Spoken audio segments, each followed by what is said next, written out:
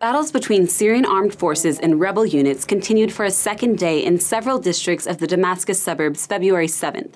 This rebel-initiated offensive, however, is not an attempt to overtake the capital city, but rather a probing attack meant to weaken the central government's control over the surrounding suburbs of Damascus. The battle for Syria is still largely a battle of attrition, and as it continues, the rebels' battlefield success will become increasingly contingent upon the procurement of heavy and more sophisticated weaponry. The rebels launched an offensive in several suburbs of Damascus, nicknamed Operation Epic, with some of the heaviest fighting taking place in Jobar. Rather than launching an attack on Damascus city in efforts to seize control of the capital from the regime, this attack is focused primarily on the surrounding districts. Although some suburbs of Damascus have active pockets of rebel activity, many of the districts are still under government control.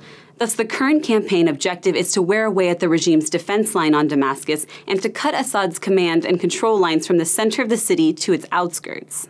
At this point, the battlefield's reality is such that the regime still maintains powerful artillery, air power, and armor that can be very effective against rebel operations. Conventionally, the rebels lack the anti-aircraft and other heavy weaponry necessary to efficiently counter regime forces. Although the regime has focused on defending key supply lines connecting Damascus and the coast to Greater Syria, the city that has been defended the most fiercely with the most capable weapons and forces is Damascus.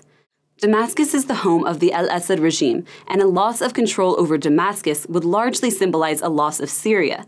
For this reason, the regime will continue to concentrate key forces in Damascus, and the rebels will not attempt to seize control of the city until they have significantly weakened regime forces and reinforcements in the area.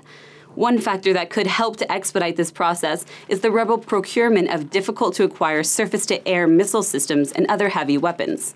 Though a common complaint from rebels across Syria is that they do not have sufficient weapons, video evidence has recently surfaced indicating that rebels fighting in the southern governorates of Daraa and Suwaida have been using weapons smuggled through Jordan, likely from donors in Saudi Arabia and other Gulf Cooperation Council states. These weapons include the M79 OSA rocket launcher, the RPG-22, the M60 recoilless rifle, and the RBG-6 multiple grenade launcher, all of which can help boost the rebels' military capabilities. As the rebels continue to receive weapons pledged from Gulf countries and other external donors and secure munitions from raided Syrian military arms caches, the rebels will gain the military resources necessary to weaken regime forces in preparation for the eventual strike on the capital and heart of the regime.